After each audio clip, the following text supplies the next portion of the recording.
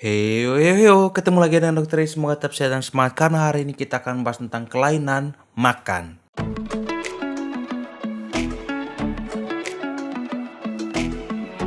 Kelainan makan yang saya fokuskan hari ini mungkin hanya dua saja, yaitu anoreksia, tidak mau makan apa saja, dan yang kedua adalah bulimia, makan sangat banyak lalu memuntahkan kembali. Dua keadaan ini akan menyebabkan tubuh kekurangan energi untuk bekerja. Otak akan turun konsentrasinya, massa otot akan berkurang, tenaga tidak ada, pokoknya semua tubuh kita akan menurun fungsinya. Jangan salah, keadaan ini adalah keadaan yang paling banyak menyebabkan kematian secara langsung. Saya kasih sebuah cerita pendek. Ada seorang anak namanya Leo, kelas 1 SMA, di sekolah dia dipanggil endut.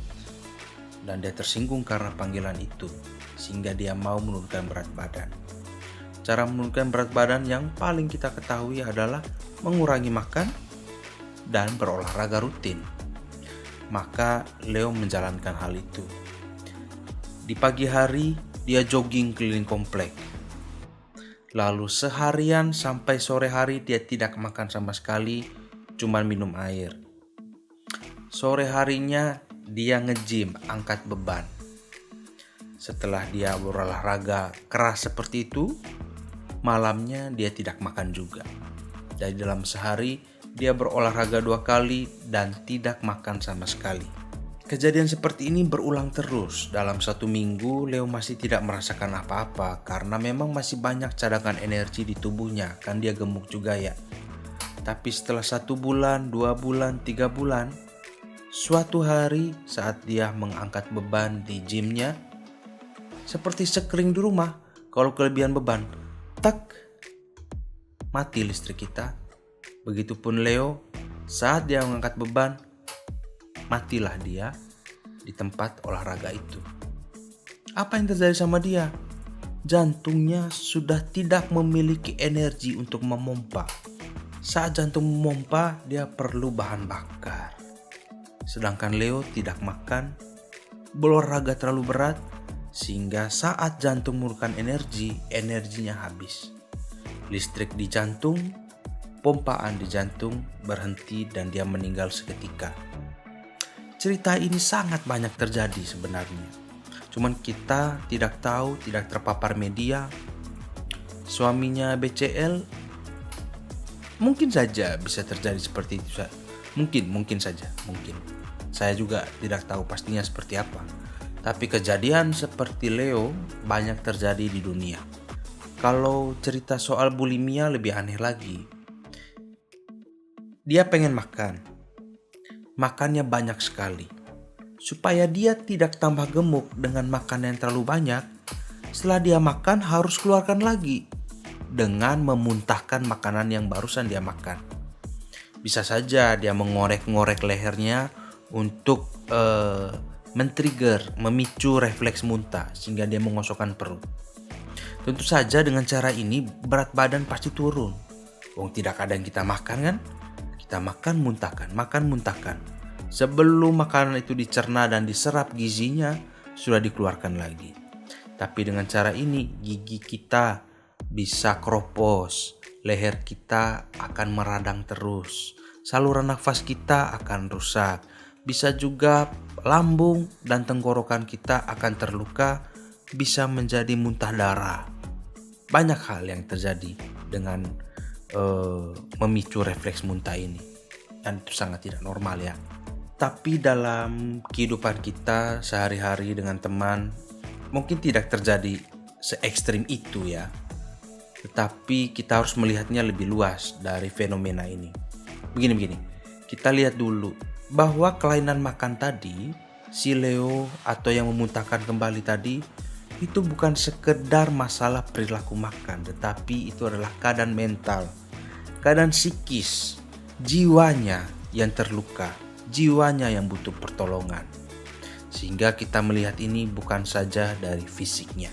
Yang biasa kita temui tiap hari atau bahkan yang kita rasakan biasanya ada 4 tanda kelainan makan yang mungkin adalah tanda awal gangguan dari mental kita.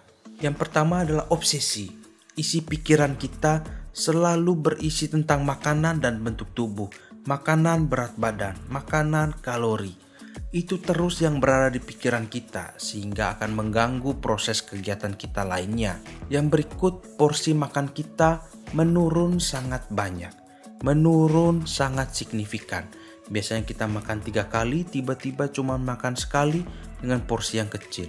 Itu adalah tanda awal kalau kita ada kelainan perilaku makan. Yang berikut ada gejala yang ditunjukkan dari tubuh kita. Misalnya kulit menjadi kusam, rambut mulai rontok, menstruasi mulai tidak teratur, atau kelelahan, sulit berkonsentrasi. Semua gejala yang ditunjukkan oleh fisik bisa saja disebabkan oleh gangguan mental fisik kita, terutama pola makan kita yang sudah berubah.